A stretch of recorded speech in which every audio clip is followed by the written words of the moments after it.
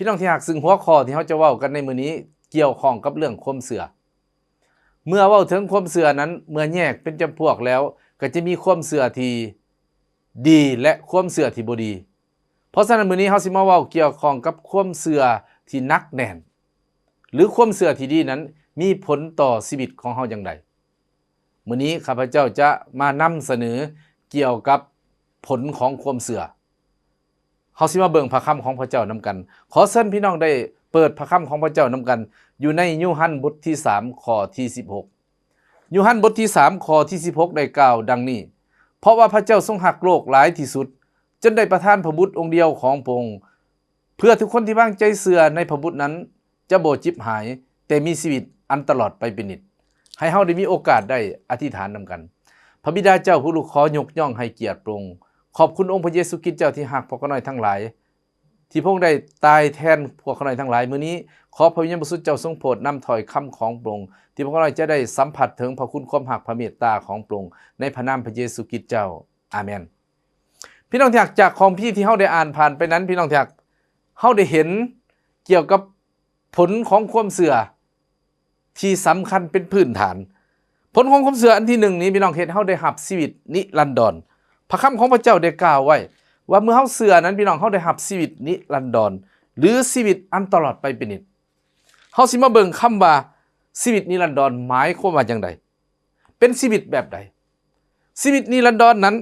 เป็นชีวิตที่พระเจ้าได้ประทานให้ผ่านทางองค์พระเยซูคริสต์เจ้าซึ่งมีความหมายคำว่าชีวิตอมตะอมตะหมายความว่าอยู่ตลอดไปเป็นนิจบ่มีมือจบสิ้นเหมือนกับชีวิตของคนเฮาในโลกนี้ชีวิตในโลกนี้พี่น้องที่รักถึงว่าเฮาสิเป็นคนอายุยืนถึงเฮาสิพยายามรักษาประคับประคองบ่อยากให้ชีวิตของเฮานั้นเสื่อมสลายหรือบ่อยากจากโลกนี้ไปแต่เนื่องจากว่ามนุษย์ตกอยู่ในบาปทุกสิ่งทุกอย่างนั้นมีอายุไขรวมทั้งชีวิตของมนุษย์เฮาฉะนั้นมื้อหนึ่งเฮาต้องได้จากโลกนี้ไปแต่ขอบคุณองค์พระเยซูคริสต์เจ้าเนื่องจากว่าพระคำของพระเจ้าบอกว่าเพราะพระเจ้าทรงรักโลกหลายที่สุดจนได้ประทานพระบุตรองค์เดียวของพระองค์เข้ามาในโลกนี้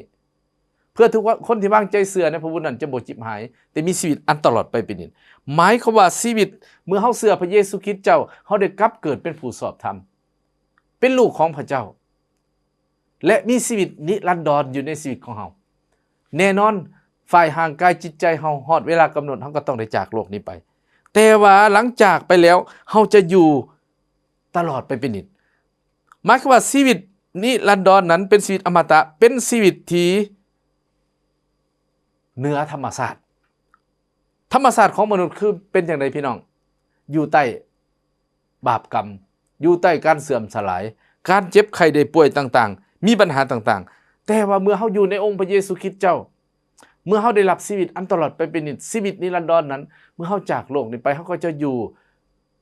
ตลอดไปบ่เจ็บบ่ป่วยบ่ไข้บ่ทุกข์บ่จนอยู่ที่นั่นแต่ว่าอยู่ในโลกนี้มันมีอายุไขพี่น้องมันมีปัญหาต่างๆฉะนั้นอยู่ในพระคำของพระเจ้ายูฮันบทที่14ข้อที่6พระเยซูคริสต์เจ้าก็ได้กล่าวว่าเฮานี่แหละเป็นทางนั้นเป็นความจริงเป็นชีวิตบ่มีผู้ใดไปถึงพระบิดาใดนอกจากมาทางเฮาฉะนั้นพระเยซูคริสต์เจ้าได้บอกในพระคำของพระองค์บอกว่าพระองค์หยังพี่น้องเป็นทางนั้นเป็นความจริงและเป็นชีวิตฉะนั้นผู้ใดอยากไปพบชีวิตนิรันดรไปพบชีวิตอันตลอดไปเป็นนิจพระองค์บอกว่าให้มาทางพระองค์พี่น้องที่รักในองค์พระเยซูคริสต์เจ้าพี่น้องได้รู้จักกับองค์พระเยซูคริสต์เจ้าได้รู้จักกับพระคุณของพระองค์ได้รู้จักกับพระคำของพระเจ้าพระองค์บอกว่าพระองค์นั้นเป็นทางไปสู่ชีวิตนิรันดรขอเสนอให้เฮาได้รักษาไว้พี่น้องอย่าได้เลิกลาในการเชื่อพระเยซูสำหรับพี่น้องทั้งหลายที่ได้ยินว่าโอ้พระเยซูคริสต์เจ้าเป็นทางนั้นเป็นความจริงเป็นชีวิตถ้าท่านทั้งหลายอยากศึกษาเรื่องขององค์พระเยซูคริสต์เจ้าก็ขอเชิญได้ศึกษาเพิ่มเติมได้กับกิจจักรหรือผู้ที่เชื่อฉะนั้นอยู่ในกิจการบทที่4ข้อที่12ก็ได้กล่าวไว้เช่นเดียวกันพระคำของพระเจ้ากล่าวว่าในผู้อื่นความรอดพ้นบ่มีด้วยว่าบ่มีน้ำซื่ออื่นใดทั่วใต้ฟ้าที่จะเฮ็ดให้มนุษย์นั้นรอดพ้นได้ซึ่งหมายถึงรอดพ้นจากบาปกรรมรอดพ้นจากปัญหาต่างๆรอดพ้นจากธรรมชาติหมายความว่าจังได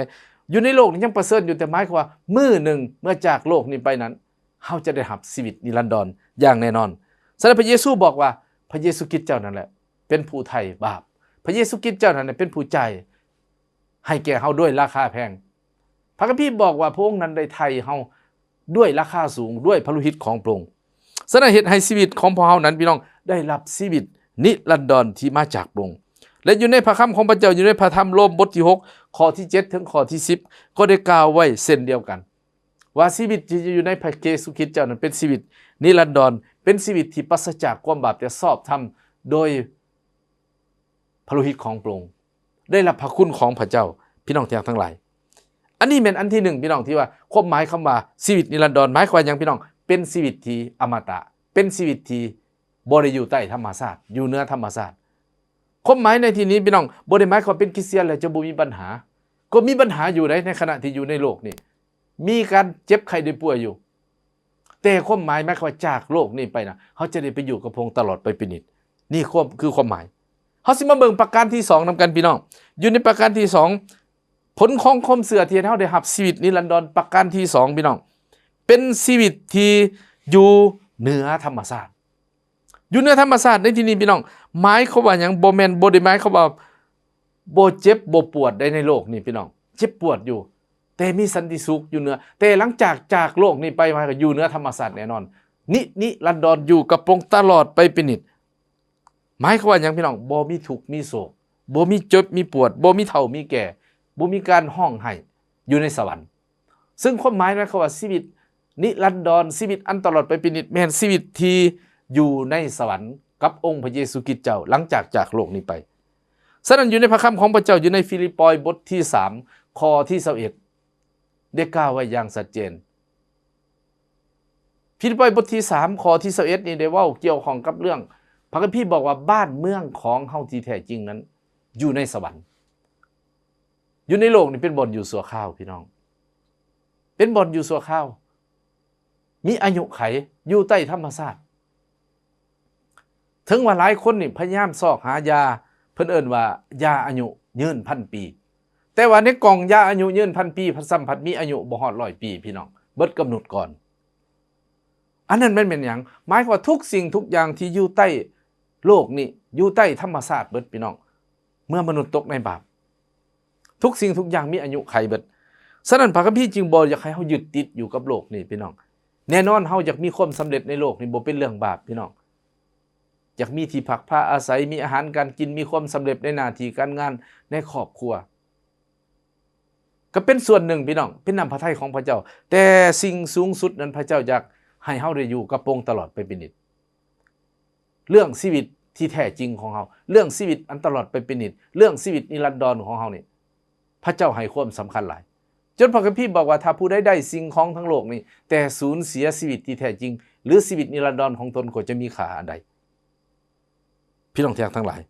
เพราะฉะนั้นพระคำของพระเจ้าจึงอยากให้เฮาจดจ่อรอคอยให้ความสำคัญกับชีวิตหลังความตายหรือชีวิตนิรันดรพี่น้องทั้งอยู่ในพระคัมภีร์นิมิตนี้ได้ให้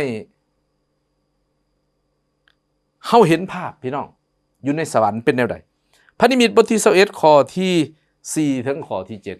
7พระคัมภีร์บอกว่าพระเจ้าจะเสร็จน้ำตาทุกหยดจากตาของพวกเขาการห้องไห้การเจ็บปวดโอยข้างสิ่งต่างๆเหล่านี้บ่มีได้จบสิ้นแล้วฉะนั้นพี่น้องพยาธิโรคาปัญหาต่างๆที่รบกวนชีวิตของคนอยู่ในโลกนี้พี่น้องมันเป็นเรื่องชั่วคราวในโลกนี้สิ่งเหล่านั้นจะบ่ตามเฮาไปสวรรค์พระเจ้าบ่อนุญาตให้สิ่งนั้นเพราะเป็นผลของความบาปแต่อยู่ในสวรรค์เป็นบ่อนที่มีความสุขอิ่มด้วยพระรัศมีของพระเจ้ามีสันติสุขถาวรเป็นนิจเป็นชีวิตที่อยู่กับพระองค์ตลอดไปนมัสการพระเจ้าพระพี่ได้ให้ลักษณะของสวรรค์ว่าถนนปูด้วยทองคำพี่น้องอยู่ในโลกนี้ผู้ใดมีคำนี่เขาเอิ้นว่าคนรวยเห็นบ่พี่น้องเพราะคำนี่เป็นหนึ่งในอัญมณีที่แพงที่สุด1 ใน 10ของโลกแต่ว่าอยู่ในสวรรค์นี่เขาบ่ได้เอาคำใส่ข้อแล้วเขาย่างลิ้นพี่น้อง